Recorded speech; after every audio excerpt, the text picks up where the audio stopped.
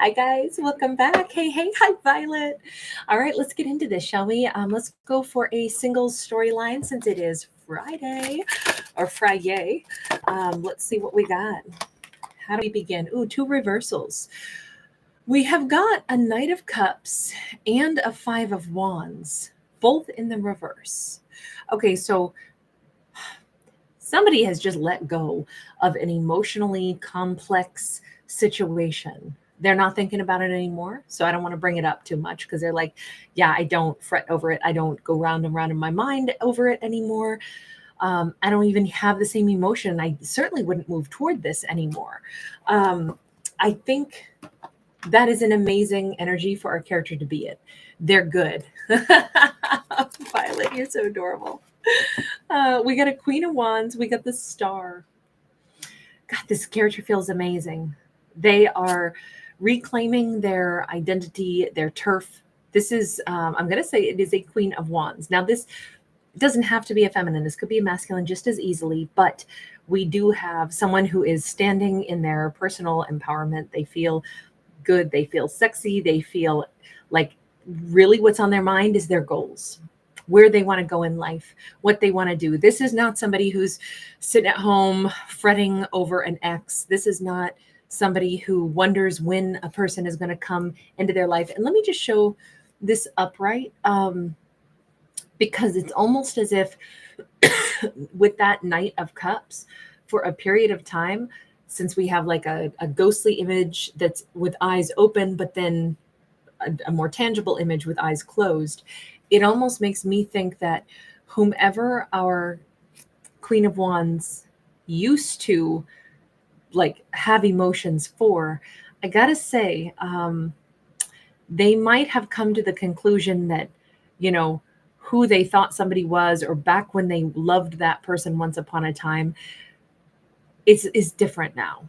They don't feel that way anymore about this person. They don't feel that loving energy anymore. They don't feel that, it's just not the same. What's the song? You know, it's not the same as it was, Harry Styles, right? This is just, even once upon a time when, if they used to like be head over heels with somebody and they loved that person's eyes and they remembered all these things, the look in somebody's eyes, that has really faded. And they just don't feel that way anymore. So it's full steam ahead in this single story. So we don't have to talk about the past anymore.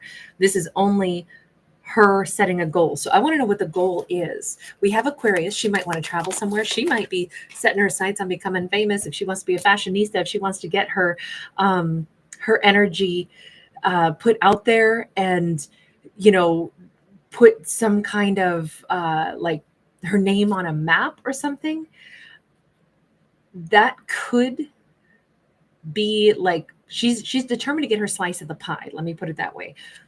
King of Swords, Two of Pentacles. I don't think that her only goal in life is to go out and meet some other lover. I want an Aquarius this time, or I want a Libra, Gemini, Aquarius. I don't think that no Queen of Wands believes, no queen or king believes that their only goal in life is to go find a partner, right? Because they're very whole on their own. Partners complement our life the same way wasabi complements sushi. Adds spice, it adds a kick, but the sushi is the meal, right? The wasabi is the amazing, accoutrement to it that makes it, well, I don't like wasabi myself, but people who love wasabi really love it, right? So she is in a vibe of goals, goal oriented. She may have a single minded focus on what she wants, and it could be, I'm not going to interpret this as a man, like, oh, I need to go find myself a partner. I'm going to interpret this as possibly like a clear minded vision of something that it's as if it's way up ahead, right? Because we're looking at the backs of these people. We're looking at something that maybe she's got to make up for some lost time. Maybe she should have been a little further down this road of, reaching one of her goals and dreams. Look, the star is a big dream. It's a, reaching for the stars. It's something that you really have to like put in the time, put in the effort, and pursue kind of with a single-minded effort. Like, let's say, athletes that want to be the best in their field, they want to be the fastest runner. they're going to train, and they're going to probably train with a single-minded intention. Everything from their eating habits to their sleeping habits to their actual physical training. Like their whole life is going to be consumed with that goal. I mean, it doesn't mean they don't have a life also, but I'm just saying, like, there's a lot of discipline involved is what I'm trying to get at. And I think that that's where she's at. She didn't have the ability to maybe pour this much of herself into this plan before, but she does now. And it doesn't mean that it's at the expense of other connections or other things in her life, but we do see her getting very streamlined. I could picture her like sitting down and writing out or gathering the documents, the facts of this is what I have to do in order to get there. The Two of Pentacles is about, what needs to be balanced, what needs to be juggled. She may realize that for a period of time, she's not actually going to have time for a relationship. It's like, that's up ahead. But what's in my immediate future is this goal. And I'm so streamlined, and I really don't want anybody to pull me off this path. What is your talent, your gift, the thing that you want to pursue so hard? What is it? Four of Swords, Eight of Pentacles, but the Eight of Pentacles is sideways. Okay, so it could be multifaceted. It could be more than one thing. Oh, and I shouldn't say this, but I'm going to. I'm so picturing somebody who wants to like sing in some nightclub, but it's very specific in my head right now. The image that I have in my mind is like kind of a smoky, like torchlight songs, like ballads from like the 1940s and 50s, like Dinah Shore type of stuff. But I'm picturing her like maybe wanting to pursue something like that. The moon looks like a spotlight, and so does this little spotlight overhead. I'm thinking she's been practicing in her room for a while, and it's or stopped practicing for a while, and she wants to get back to it. She wants to step into the spotlight. The Four of Swords is usually silence, and it's healing. But it can also be the time where we go, I need to listen.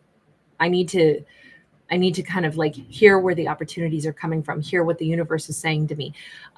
If she's ready to step into the spotlight in her life and pursue something that has been her life's work, maybe it's just a dream of hers. We see a nighttime rainbow going overhead, which is pretty unusual also.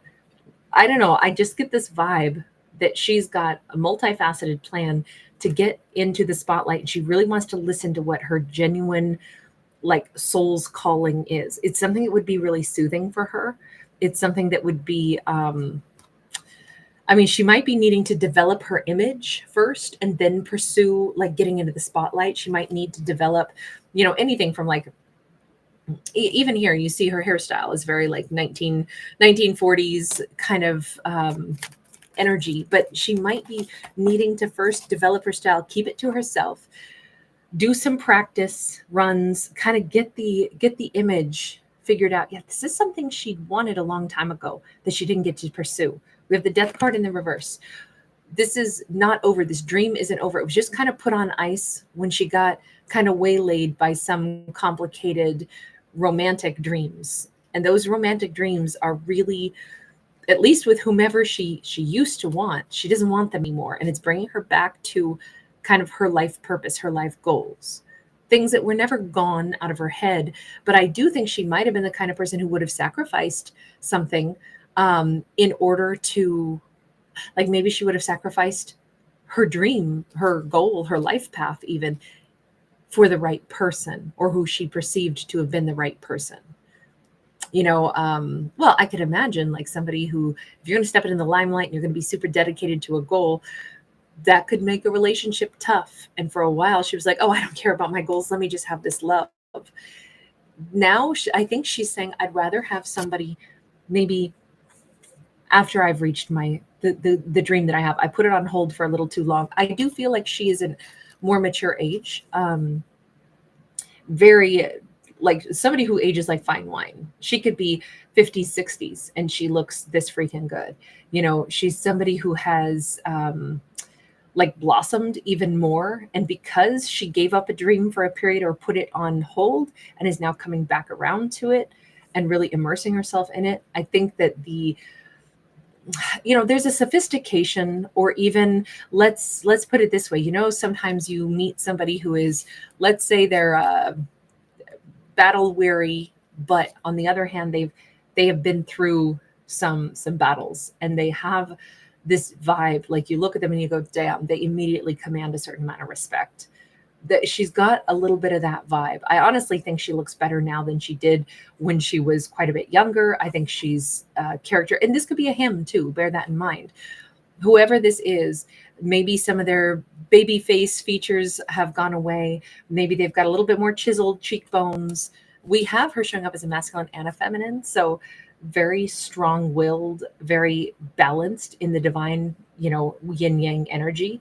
Her heart is calling things toward her with the feminine energy. Her mind is directing her dialogue with her masculine energy. Very, both of these are such gorgeous people. I just feel like whether she's masculine or feminine, she's like super handsome if she's a dude, and she's super sexy if she's a woman. Any way you slice it, this is a looker. This person's a looker. And keep in mind, what makes somebody really attractive is not actually what they look like. It's like what they exude, and that taints the way we look at them or enhances the way we look at somebody. So I'm going to say whatever stage of life she's in, she probably never looked better, but it may have nothing to do with looks. It's just the way it's going to be perceived. Let me go back over here. What's with the Two of Pentacles that's over here? We got a Queen of Swords. Okay. This is about relationship that will be somewhere up ahead.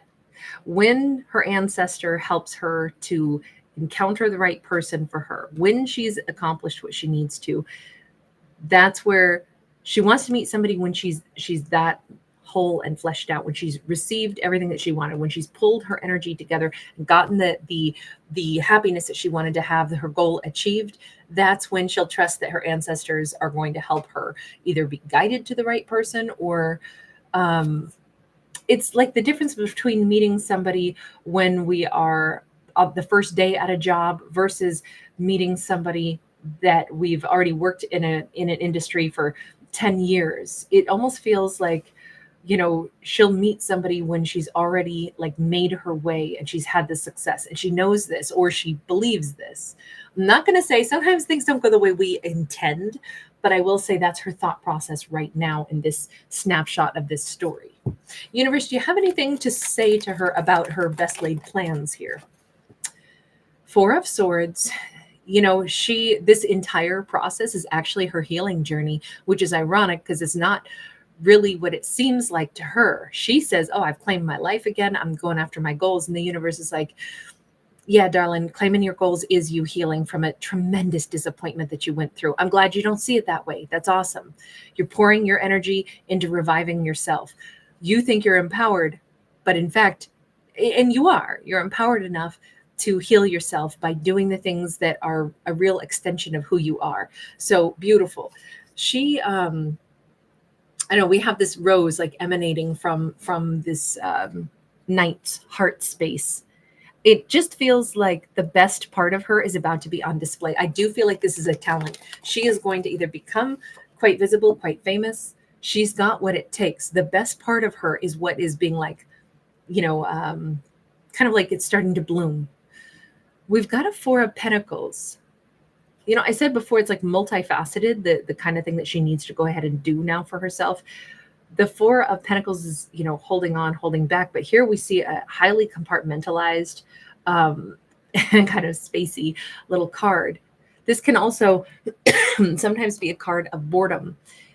The things that she's starting to do for herself, because this is her actions of like creating her image, reaching for a goal, stepping into the limelight. What I don't know if she realizes is that people are going to be seeing her as a star long before she does. There are elements of her too compartmentalized, too isolated. She'll be thinking about like, let's use the example of, say, she always wanted to become a singer. She might be practicing that, and in her mind, she's like, well, I got to get the right tempo, the right pitch. I'm practicing my singing, and then maybe I'll, sing in front of some friends. I'll sing, at my whatever, at my church or whatever. People will already be like, wow, she's amazing. She doesn't see it that way. This is just practice. I'm just working out my bit. I'm working on the act. I don't know if the bit works yet. I'm still in process. She has no idea that she already is well on her way to get stuff to be like dialed in and perfected. I do think she might be a little bit of a perfectionist. That's not a bad thing, but yeah, 9 of Wands in the reverse. The reason she probably still can't see it, she can't see the progress that she's making, and she has a really high bar set for herself, is probably because of this 9 of Wands in the reverse. We don't really have her fully healed yet. This is that wounded warrior. She is still healing. And again, it's so interesting because she came across so empowered, but the universe is one saying, but yeah, actually, this is your active healing. You're just an active person. You heal through taking the bull by the horns and, saying, I'm going to ride this bull and I'm going to make something good out of it. It's funny because I chose this backdrop because I thought it would be fun this week to do kind of like a reflection storyline, like what someone's been reflecting on. And we have that reflection right here in this this card, that we've got like the geese swimming on the lake. But if you look, they're actually held up by elephants. So it's not a direct reflection. It's a morphed vision of what we think it is. It's not trees and geese, it's elephants on long spindly legs. And I think that's important because sometimes what we reflect on or look in our reflection in a mirror, we may not see ourselves as who we are. And this really, I think that's the hardest hitting message in this. She doesn't see herself as she is. She's simply like determined. I don't think, let me put it this way, even if she's working on her image, she's working on her wardrobe, she's working on her songs, she's working on, sentence, whatever, the structure of her music, she knows she's doing that. And she knows she's trying to perfect something, but she still doesn't quite see it as herself. She still looks in the mirror and it's like, no, this is still not there yet. She can't see it for what it is yet. Now, I don't know if that matters. It's just the side note from the universe. Does that impact her at all? Or is this just like, what's the universe got to say to her about that? King of Cups in the reverse. She does need to know that the reason she doesn't see that about herself, the reason it's always imperfect, is because whomever hurt her in the past, or him, left a very lasting imprint. She still doesn't think things are good enough because she's got to be so different and so much better than who she was before, because once upon a time, somebody didn't pick her, didn't want her. A King of Cups couldn't give her the love. That's because he was selfish or he had problems, not because she wasn't enough. But somewhere buried in that subconscious of hers, this is what's still driving her. This is what's still making her tick. This is why she has to reinvent herself, go after a wish or a dream, and try to like achieve something really massive. It's because she's got to be good enough to love. And that's the only thing that I would say on this. It's a deep-seated hidden thing. And I think the universe is just wanting to point out, baby, that was your karmic. No karmic is ever going to support you right. No karmic is ever going to love you right. No karmic ever has the capacity to lift you up and make you feel good. What they'll do is they will like keep rubbing the sore spot that we all already have. Like, I wonder if I'm good enough. A karmic comes up and goes, whatever sore spot you have, I'm going to grab on it and I'm going to wrench on it. And I'm going to make you really feel that. That's important for her to come to that conclusion. Now, on one hand, this karmic experience from her past, the one that she's done with, it just says she carries a wound still. However, this wound is driving her to get on her life path with gusto. And it is driving her to have that respect for herself and to say, I know I can do more. I know I can do better. So on one hand, she is going to achieve great things, partly because of somebody who took away some of her confidence. But the universe just wants her to see it so you don't linger for too long. Because here's the thing. She's striving for perfection in this story, and she's striving for a goal that's very big, and that is awesome. And she's definitely going to match it. She's going to get there.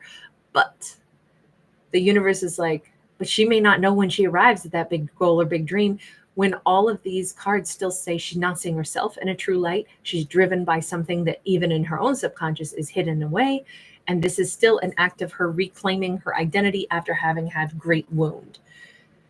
she's never, or he, it doesn't matter what gender, but this person is never really going to see their greatest accomplishment as much of anything unless they can shake off what this person did to them. Or I shouldn't say it that way.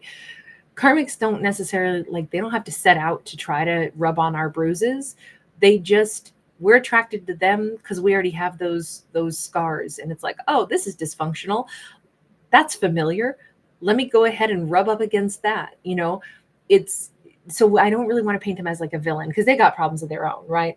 Their emotions are way the hell out here, and it's a freaking beehive. It's not even in their chest. Their head's on top of a, you know, another like umbrella spike thing. It's just, they're a hot mess. So we don't want to vilify somebody who's already a hot mess, because she was probably drawn to them because some piece of her had a wound, and she's like, oh, that person will highlight the wounds that I know I have. Terrific. Very familiar. You know, it's like we gravitate towards stuff that we know, even if it's bad for us sometimes. So I think like a little bit more perspective for her is important, only because she says somewhere way down the road, I'll finally be ready for romance. And I almost think the universe is like, you're never going to be ready if you've set a bar so high that first you have to become the world's most famous man or woman, and then somebody can love you. Then you'll be worthy of it. You'll just move that goalpost again and again and again and again. And you'll be like, oh, my ancestors haven't led me to the right person. You might meet the right person 10 times over and ignore them and dismiss them because I'm not good enough yet. Don't you know? I have to reach big goals first. Otherwise, I'm not good enough. I don't know. I think that that's like really sweet support from the universe. Is there a final message just for her? We have got the 10 of Pentacles, and that is 10 of Pentacles is sideways on this. The fact that we have a guys, I'm so sorry. Are you having? Yeah, that's okay. Okay, we'll talk in just a second. So we've got the 10 of Pentacles, and it is sideways. And there's 10 of Pentacles should be like culmination and success, right? But with culmination and success, this is a murky looking culmination and success, right? This is kind of a dark and dreary. You're riding around in a urinal. That doesn't sound like very much success to me. You're always having to like pre-think everything and play a chess game. Again, doesn't sound really relaxing and successful to me. That's why it's sideways, because it's like, really, what is success if we never get to enjoy it and just stop overthinking about whether or not we're worthy of it, and we can just embrace it. She could be always dissatisfied. That's the major message here.